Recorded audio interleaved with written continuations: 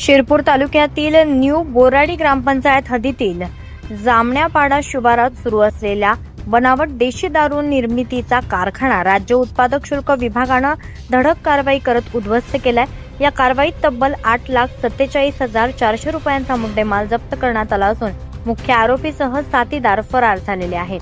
माननीय प्रसाद सुर्वे सह आयुक्त राज्य उत्पादन शुल्क महाराष्ट्र राज्य मुंबई, माननीय श्री UR वर्मा विभागीय उपायुक्त नाशिक विभाग तसेच श्रीमती स्वाती काकडे अधीक्षक राज्य उत्पादक शुल्क धुळे यांच्या मार्गदर्शनाखाली ही कारवाई करण्यात आली आहे।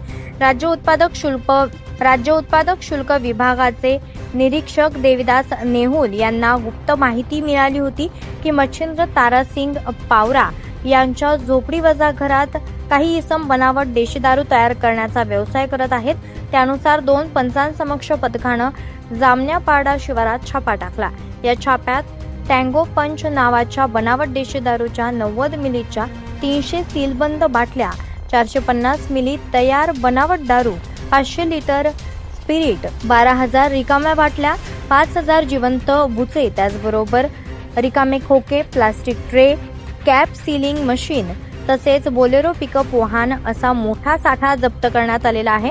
दरम्यान पथक घटनास्थळी पोहोचताच आरोपी राजेश पावरा आणि त्याचा साथीदार अंधाराचा फायदा घेत पसार झालेत।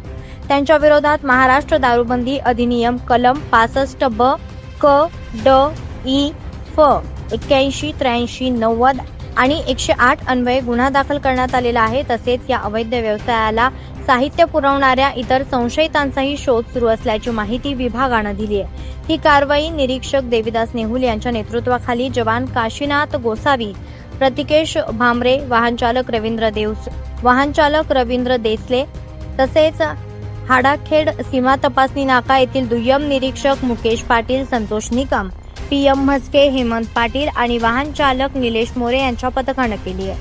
सदर गुन्ह्याचा पुढील तपास अधीक्षक श्रीमती स्वाती काकडे यांच्या मार्गदर्शनाखाली निरीक्षक देविदास नेहुल हे करत आहेत।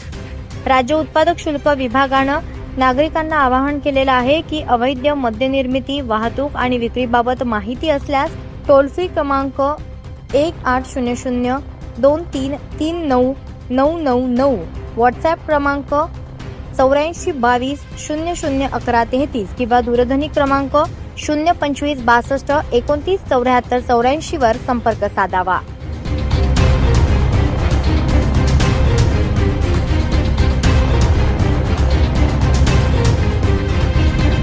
24 लाईव्ह महाराष्ट्र न्यूजसाठी अजय भरसट, सांगवी, शिरपूर।